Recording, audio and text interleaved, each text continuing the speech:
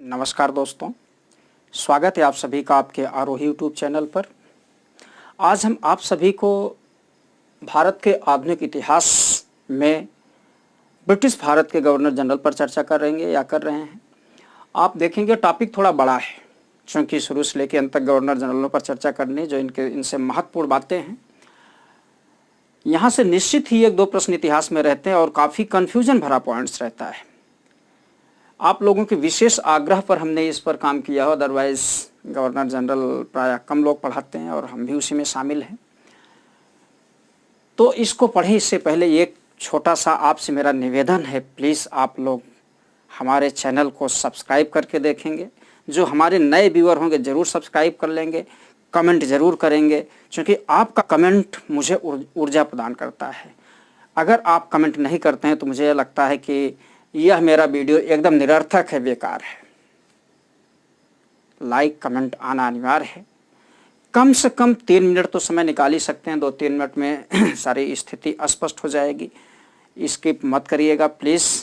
कम देखिए, भगा के मत देखिए, 2-3 मिनट देख लीजिए कम से कम। वैसे आपके लिए विविध परीक्षाओं के लिए टॉपिक अति महत्वपूर्ण है। निवेदन इसलिए करना पड़ता है कि जब तक आप देखोगे नहीं तब तक आप समझ नहीं पाओगे। एक बार एक वीडियो शुरू से अंत तक देखो, स्पष्ट हो जाएगा कि क्या मैटर मिल रहे हैं।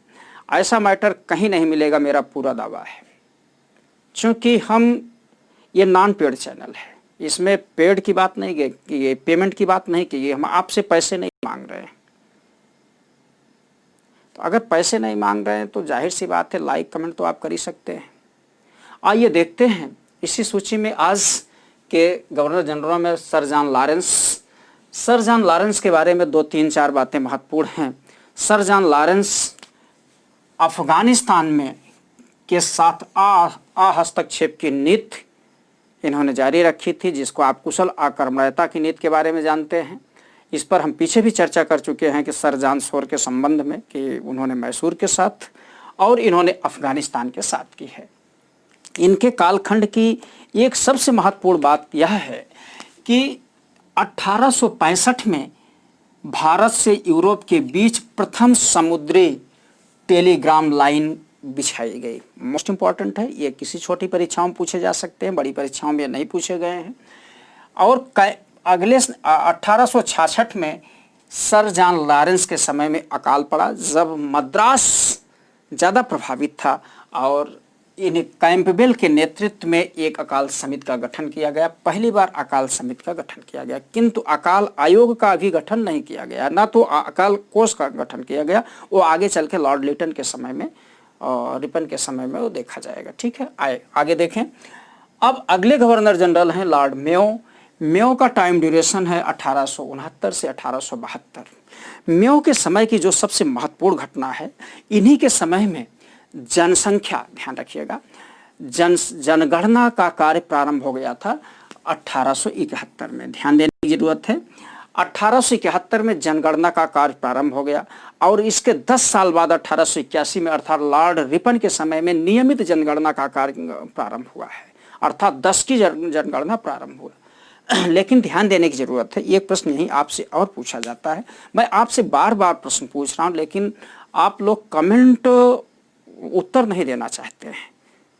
उत्तर दीजिए प्लीज। उत्तर देने से लगता है कि आप लोग पढ़ रहे हो। प्राचीन काल में जनगणना पर सबसे पहले मौर्यन साम्राज्य में चर्चा की गई थी कि वहाँ जनसंख्या समिति या जनगणना समिति की चर्चा की गई, जब मेगास्थनीज ने बताया कि वहाँ का प्रशासन समितियों के माध्यम से चलाया जाता था। ठीक है, आइए देखें। और इसी में और 1872 में लॉर्ड मेयो के कार्यकाल में सबसे पहली बात कृषि विभाग की स्थापना की गई थी, कृषि विभाग की, आयोग की नहीं। और 1872 में पंजाब में कूका आंदोलन की शुरुआत, कूका आंदोलन हुआ था इन्हीं के समय में। लेकिन कूका आंदोलन की शुरुआत यहाँ से नहीं हुई थी। कूका आंदोलन की शुरुआत तो जवाहरमल और सेन साहब ने 1840 में ही कर दी थी। 1840 से 1872 तक चलते रहे। कूका आंदोलन और कुकी आंदोलन आपको कंफ्यूज करने वाला आंदोलन है। कूका आंदोलन जहाँ पंजाब में धार्मिक आंदोलन है, वहीं कुकी आंदोलन मणिपुर में एक जनजातीय आंदोलन है। आंदोलन है जो 1826 से, ध्यान रखिएगा, 1826 से लेकर 1840 तक चलता रहा। ठीक है। फिर लॉर्ड मेयो के समय में ही अजमेर में मेयो कॉलेज की स्थापना की गई। अजमेर में मेयो कॉलेज जो रियासत के राजकुमार थे, रियासत के राजकुमारों को शिक्षा देने के लिए की गई। 2 कॉलेजों की स्थापना की गई थी। पहला कॉलेज काठियावाड़ में और दूसरा कॉलेज अजमेर के मेयो में स्थापित किया गया था। पहला कॉलेज काठियावाड़, गुजरात के काठियावाड़ में, ध्यान रखेंगे, ये राजकुमारों को शिक्षा देने के लिए। और सबसे बड़ी बात यह है कि इनकी हत्या 1872 में फोर्ट ब्लेयर में एक अफगान कैदी जिसका नाम शेर अली था, ध्यान रखेंगे, जिसका नाम शेर अली था, छुरा घोंप के इनकी हत्या कर दी। इनके जीवन काल के ये प्रमुख महत्वपूर्ण बातें हैं। अब अगले गवर्नर जनरल लॉर्ड नॉर्थब्रुक हैं। इनका टाइम ड्यूरेशन 1872 से 1876 है। लॉर्ड नॉर्थब्रुक के समय में सबसे बड़ी 2 घटनाएं घटित होती हैं, या एक घटना ऐसे आप समझें कि 1875 में इन्हीं के कार्यकाल में अलीगढ़ में सर सैयद अहमद ने मोहम्मडन एंग्लो ओरिएंटल कॉलेज, ध्यान दें, मोहम्मडन एंग्लो ओरिएंटल कॉलेज 1875 में सर सैयद अहमद खान ने स्थापित की। ये तो बात इन्हीं के कार्यकाल में स्थापना हुई। लेकिन सबसे इससे भी बड़ी महत्वपूर्ण बात यह है कि लॉर्ड नॉर्थब्रुक ने 10,000 रुपये इस कॉलेज के लिए दान दिए हुए थे। ठीक है, पूछा जाएगा किसने दान दिया था? लॉर्ड नॉर्थब्रुक ने दान दिया था। इसके अतिरिक्त एक कार्य और इन्होंने किया था। बड़ौदा के शासक मल्हार राव गायकवाड़ मल्हार राव गायकवाड़ के ऊपर कुशासन का आरोप लगाकर इन्होंने उन्हें सत्ता से च्युत कर दिया था, हटा दिया था, और उनके बड़े भाई के दत्तक पुत्र को 1875 में ही गद्दी पर बैठाया। अर्थात कुशासन का आरोप लॉर्ड नॉर्थब्रुक ने बड़ौदा के मल्हार राव पर लगाया था। ठीक उसी प्रकार से जैसे लॉर्ड डलहौजी के समय में के आउटरम के रिपोर्ट के आधार पर अवध का विलय कर लिया गया था कुशासन का आरोप लगाकर। ठीक है, आइए आगे देखते हैं। अब अगले महत्वपूर्ण गवर्नर जनरल हैं लॉर्ड लिटन, जिनका टाइम ड्यूरेशन 1876 से लेकर 1880 के बीच में है। लॉर्ड लिटन के बारे में सबसे महत्वपूर्ण और मज़ेदार बात यह है कि ये साहित्यकार, उपन्यासकार और निबंधकार थे। पूछा भी जाएगा कि साहित्यकार, उपन्यासकार और निबंधकार कौन था, तो साहित्यकार, उपन्यासकार और निबंधकार लॉर्ड लिटन थे। इन्होंने ओवन मेरिडिथ की उपाधि धारण की थी, ध्यान देने की जरूरत है। और इन्हीं के समय में सबसे पहली बार 1876 से लेकर 1878 के बीच में अकाल पड़े थे, भयंकर अकाल पड़ा था। और इन्होंने 1878 में जॉन स्ट्रेची की अध्यक्षता में प्रथम अकाल आयोग की स्थापना की थी। जॉन स्ट्रेची की अध्यक्षता में प्रथम अकाल आयोग की स्थापना की थी लिटन ने। वहीं आपने पीछे देखा है कि सर जॉन लॉरेंस के नेतृत्व में 1866 में अकाल समिति बनाई गई थी। ठीक है, और लॉर्ड लिटन के समय में एक काम और किया गया था कि अकाल कोष बनाने की इस आयोग ने सलाह दी थी। पहली बार अकाल कोष, वह प्रांतीय अकाल कोष। ठीक है, आइए देखते हैं। और सबसे बड़ी बात आप देखें, जब 1876 से लेकर 1878 तक निरंतर बड़े से बड़े अकाल पड़ते रहे, तो उसी समय में एक राज दरबार अधिनियम पारित किया गया लॉर्ड लिटन द्वारा, जिसमें रानी विक्टोरिया को 1 जनवरी 1700, ध्यान दें, रानी विक्टोरिया को कैसर हिंद की उपाधि दी गई, कैसर हिंद की उपाधि दी गई। और 1 जनवरी 1777 को प्रथम दिल्ली दरबार का आयोजन किया गया लॉर्ड लिटन के बारे में, और लॉर्ड लिटन के कार्यकाल में एक तरफ अकाल, एक तरफ दिल्ली दरबार का आयोजन किया जा रहा। लाखों रुपए, हजारों रुपए वहाँ फूके जा रहे थे। इसी पर किसी हाजिर जवाब ने कहा, रोम जल रहा है और नीरो बंसी बजा रहा है। एक तरफ पूरा अकाल की त्रासदी आई है, उनकी देखरेख, जनता की देखरेख करने के बजाय धन का अपव्यय किया जा रहा है। और इन्हीं के समय में एक महत्वपूर्ण घटना और घट गई, वर्नाकुलर प्रेस एक्ट 1778 में पारित हो गया। आपसे पूछा जाता है कि वर्नाकुलर प्रेस एक्ट किसके शासनकाल में आया था, तो लॉर्ड लिटन के समय में 1778 में वर्नाकुलर प्रेस एक्ट आया, जिसे भारतीय भाषा अधिनियम कहा जाता है। जो स्थानीय भारतीय भाषा थे उनकी भाषाओं पर प्रतिबंधित कर दिया गया था, उन पत्रकारिता प्रतिबंधित कर दी गई थी। उसके पीछे कारण ये था कि जैसे अभी हमने कहा, रोम जल रहा है, नीरो बंसी बजा रहा है। एक तरफ अकाल की त्रासदी चल रही है, दूसरी तरफ राज दरबार के आयोजन किए जा रहे हैं, दिल्ली दरबार का आयोजन करवाया जा रहा है, कैसर हिंद की उपाधियां बांटी जा रही हैं। ऐसी स्थिति में जो स्थानीय प्रेस थे, स्थानीय प्रेस जो देसी भाषा के प्रेस थे, इस दिल्ली दरबार या अन्य जो इनके द्वारा कृत्य किए जा रहे थे उसके विशेष विरोध किए जा रहे थे। ऐसी स्थिति में वर्नाकुलर प्रेस एक्ट लाया गया था। सुरेंद्रनाथ बनर्जी का नाम आप लोगों ने सुना होगा। सुरेंद्रनाथ बनर्जी ने इस एक्ट को आकाश से होने वाला वज्रपात कहा। ध्यान देने की जरूरत है, आकाश से होने वाला वज्रपात इसको कहा सुरेंद्रनाथ बनर्जी ने। कथन भी पूछे जा सकते हैं, तो इसलिए हमने अभी यहाँ चर्चा किया। क्योंकि प्रेस को हम अलग से पढ़ाएंगे,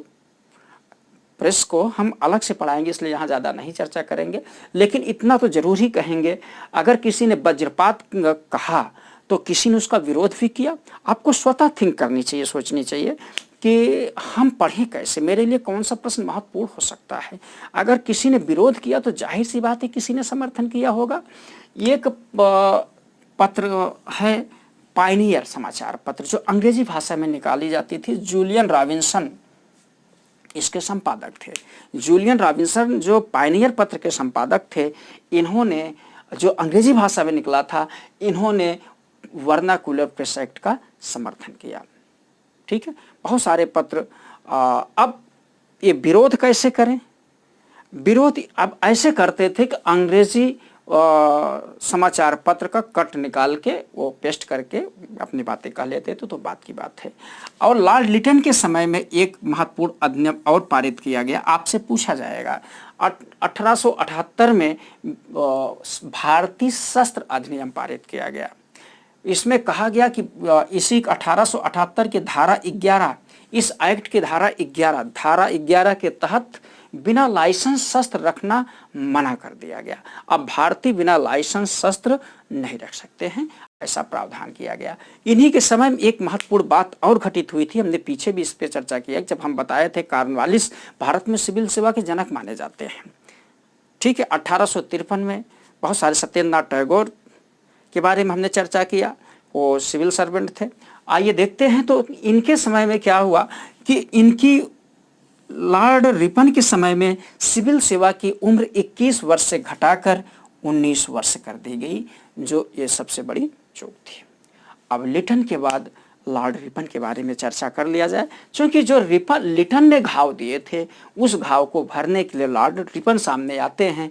इनका टाइम ड्यूरेशन 1880 से लेकर 1884 के बीच में माना जाता है। इन्हें वायसरायों में सबसे उदार वायसराय माना जाता है। तो इन्होंने एक अपना स्टेटमेंट दिया। इन्होंने कहा, मेरा मूल्यांकन मेरे कार्यों से करना, मेरे शब्दों से नहीं। मेरा मूल्यांकन मेरे कार्यों से करना, मेरे शब्दों से नहीं। फ्लोरेंस नाइटिंगेल्स ने इन्हें भारत का उद्धारक तक कह डाला।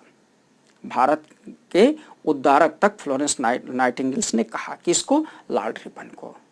मालवीय जी ने कांग्रेस के अधिवेशन में 1909 में, ध्यान देने की जरूरत है, मालवीय जी ने कांग्रेस के अधिवेशन में 1909 में कहा कि भारतीय वायसरायों में ये सर्वाधिक लोकप्रिय है। लोकप्रियता के पीछे बहुत सारे कारण हैं। लोकप्रियता के पीछे सबसे पहला कारण तो मान लें कि इन्होंने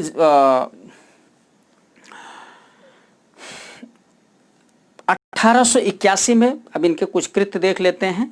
1881 में प्रथम वास्तविक जनगणना करवाई गई, और इन्हीं के समय में 1881 में ही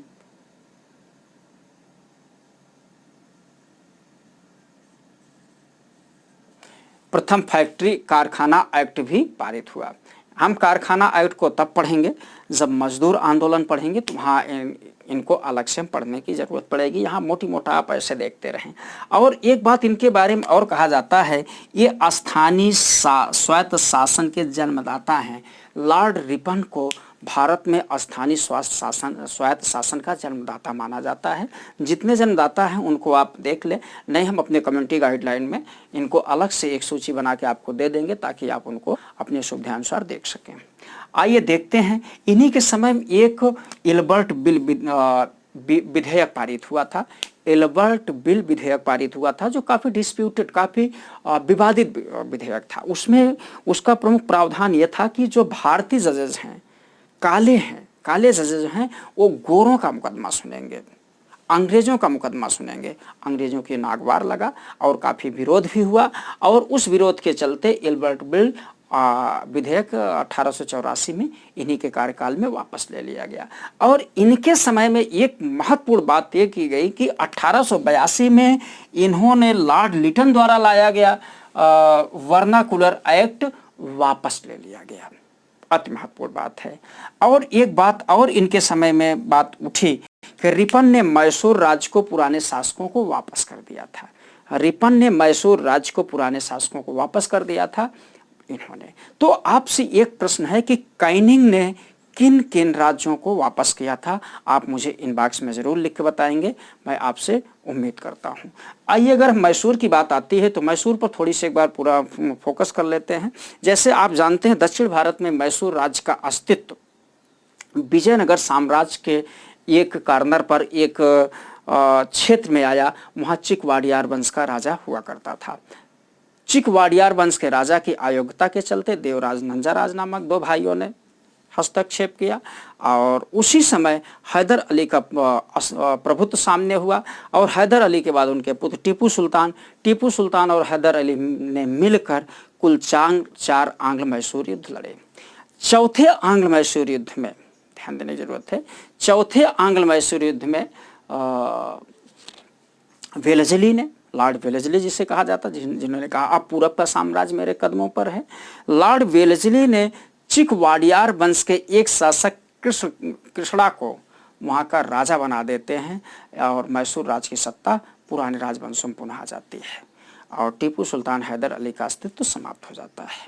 ये चलता रहा। वेलेस्ली फिर मैसूर राज्य का अधिग्रहण कर लेते हैं, और सर जॉन शोर ने इनके साथ हस्तक्षेप की नीति की, और अंत में आपने देखा कि मैसूर राज्य को लॉर्ड रिपन ने उनके पुराने शासकों को पुनः वापस कर दिया। इस प्रकार से गवर्नर जनरल, उनसे संबंधित महत्वपूर्ण बातों पर हमने चर्चा किया। आप इसे देखें। हमारे इस चैनल को प्लीज़ आप लोग ज़्यादा से ज़्यादा लाइक, शेयर, सब्सक्राइब, कमेंट करें। धन्यवाद। नमस्कार।